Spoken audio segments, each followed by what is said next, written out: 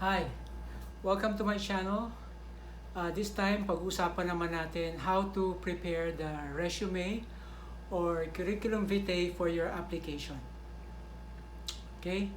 So to start with, I want to remind all our aspirants that it is important that we be truthful or honest with our resume. Kasi yung isang bagay na talaga nakaka-disappoint for the interviewers is when we see na hindi totoo yung sinasabi nyo sa resume nyo. For example, no, when it comes to height, thousands of resumes na nakita ko, thousands of applicants have already been interviewed by myself. At minsan sa isang tingin ko pa lang yung height hindi talaga pasok. Pero nakalagay doon 5'3" or sometimes even 5'4" for ladies, no? Pero it's quite obvious naman na hindi. That's why during the interview, minsan tinatanong ko, no? Ano yung height mo? And of course, no, paninindigan nila yung nakasulat doon sa resume nila. Sir, 5'4", or minsan 5'5". No? Of course, I will not tell the applicant na, ay, nagsisinungaling ka. No, basta I'll just take note of it, no? And anyway, eventually yung medical team naman na magche-check ng height nyo. So it will just confirm to me na hindi ka talaga 5'4" as you have declared, and that in a way kasi it's parang minus point for you kasi nagsinungaling ka na. Okay, so anyway, let's go down to business. Let's discuss tips, no, on what you should put in your resume. Okay, number one, kailangan you have to put your latest best picture. There are times pag ini-interview ko yung isang applicant, no, sabihin ko nga, ikaw ba to? Kasi ibang-iba yung picture niya, no? Siguro it was taken mga 5 years ago, and iba na yung itsura ng applicant during the interview. So as much as possible, make it your recent, and of course the best, no? Ngumiti naman kayo sa photo nyo kasi that's something na that will make you interesting, no? Although ako, no, personally, I don't look or check on the resume per se, no? When I receive them sa mga emails sa akin, I just forward them to HR, and I tell HR to invite the applicant, no? I always give opportunity to everybody. Hindi necessarily na kunyari hindi maganda itsura mo doon sa resume mo, hindi na kita ipapatawag for interview. Of course, I call everybody who are willing to be interviewed, no? Even kunyari yung height mo hindi pasok, I still give you a chance, no? But the thing is, you have to be honest, at saka yung lalagay mong photo doon talaga is a best representation of yourself. Kasi sa akin, I consider everyone, I invite everyone who are willing to be interviewed. Pero for other companies kasi, if they don't see that you look good enough doon sa resume mo, they might not interview you.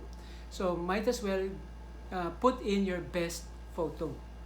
Okay, pero during the interview naman, pag nakita naman namin, no, na interviewers na iba yung itsura mo, kunyari lang medyo tumaba ka na, no, at ilalagay mong photo doon is yung mga 5 years ago na slim ka pa.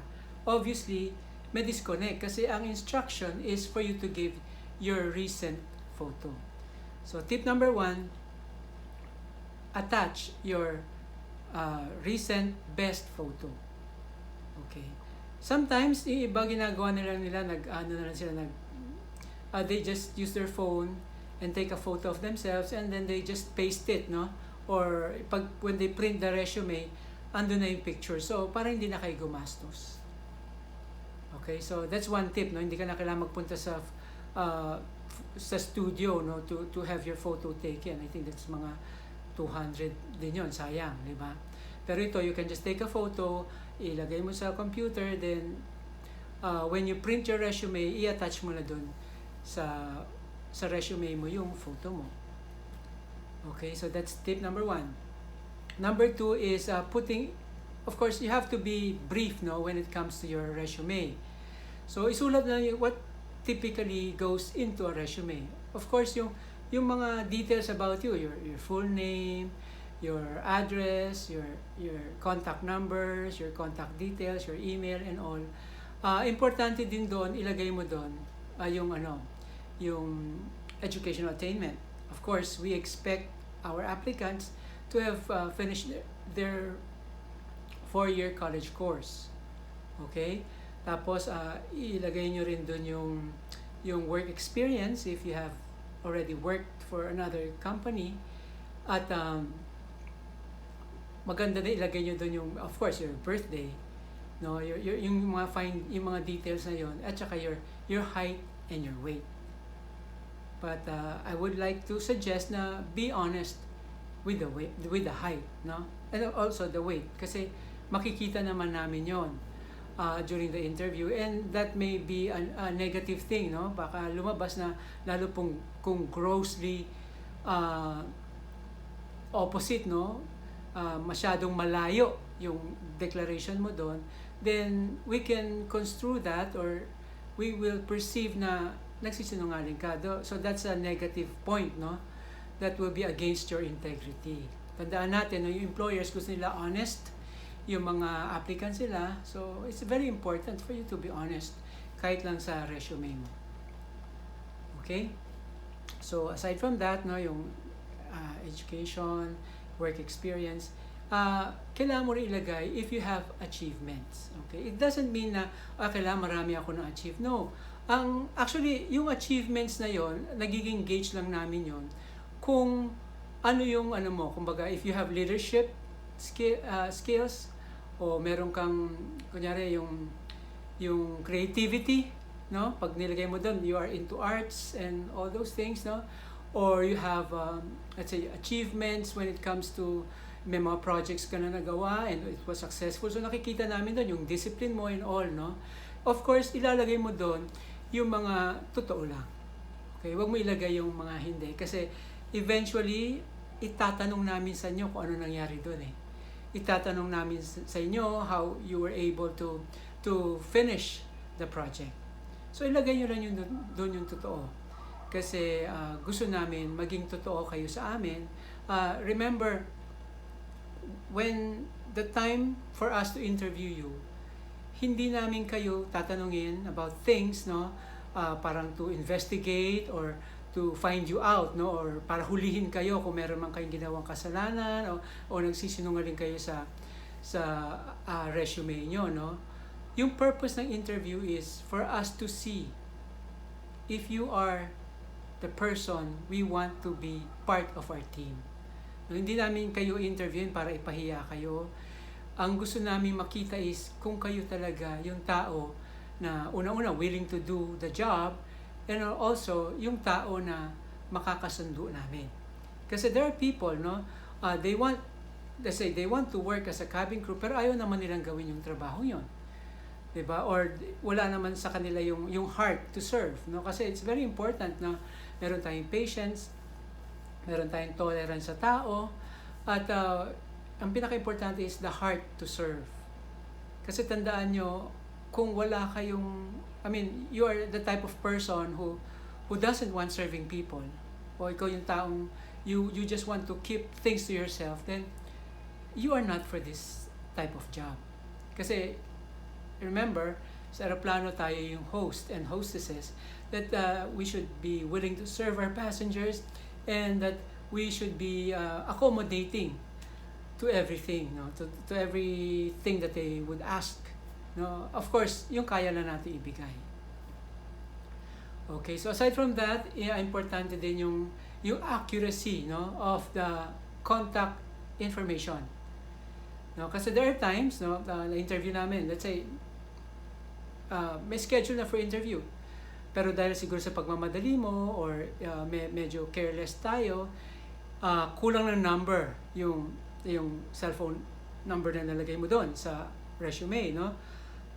Or maybe yung email address na ginamit mo is not your real address, to the point na ini-email ka na namin pero hindi ka nakaka-respond or you don't receive our emails because iba yung ginamit mong email address, no?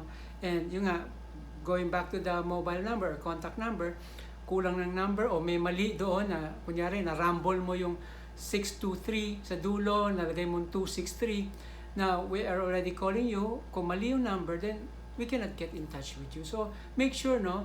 Kasi ito yung ticket nyo, you are already putting your foot inside the door, no?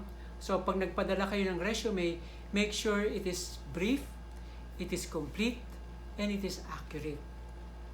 Okay? Hindi nyo naman kailangan magmambola doon, no? Kasi yung pambobola, or let's say, yung pag sabi mo, yung pag-present mo sa sarili mo, that will come during the interview na. Okay? And another thing, meron din tayong tinatawag ng mga, di ba sa resume natin, may reference. It's best, no? Maglagay ka ng reference. Pero hindi kailangan yung mga matataas na tao. Yung iba, lalagay dyan yung presidente ng kumpanya o ng vice president ng so-and-so. Your reference should be a person who knows you and who can speak well of you, no? Kailangan kilala ka niya talaga to the point na makakapagsabi siya ng mga, especially mga good traits mo. Don't put in someone, let's say si general ganito or si doctor ganito when that person doesn't know you naman. Kasi in case mag-cross-check yung company, tatawagan yung doktor na yon or yung prominent person, baka hindi ka niya kilala. So make sure yung lalagyan nating references kilala mo at kilala ka at meron kayong good relationship, no? Para makapagbigay naman siya ng good word about you. So basically ganun lang yung resume, no? You just have to be straight to the point, no? Make it as factual, as honest, and as brief as possible.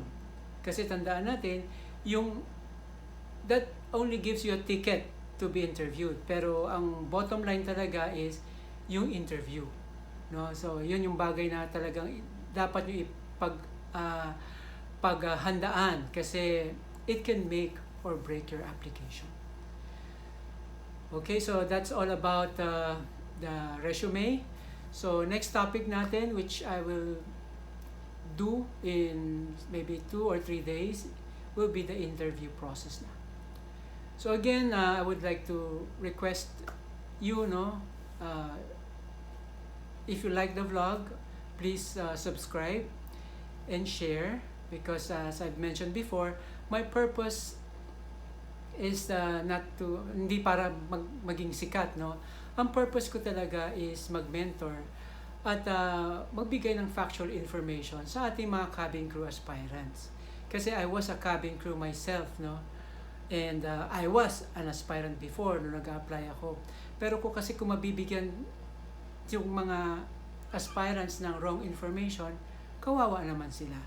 Actually, may mga nagtatanong nga sa akin, Sir, totoo po ba na hindi po pwedeng tanggapin yung tao na minunal sa mukha? Actually, that is not true. Tinatanggap namin, and if you will check, no, marami kami mga cabin crew na may mga nunal naman sa mukha. Actually, ako may mole ako sa may nose ko, no. So, as long as hindi masyadong marami to the point that it is already distracting. So, sayang yung opportunity ng isang bata.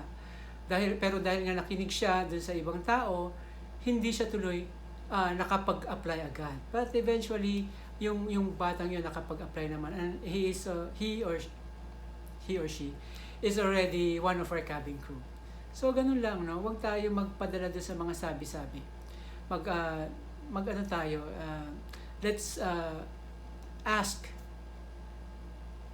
from the authorities o yung mga taong nakakaintindi o nakakaalam talaga. No, kasi for all you know, yung information na makukuha natin kung kanino may be a wrong information that can steal your dream. Baka dahil dun sa wrong information na yun, hindi ka na magtuloy. At nanakaw yung iyong pangarap sa buhay. So again, thank you for watching, and I hope and pray that you will subscribe, and I hope and pray that you will share this para marami pa tayo matulungan. So with that, Just wait for my next vlog, and God bless to everyone. Mabuhay.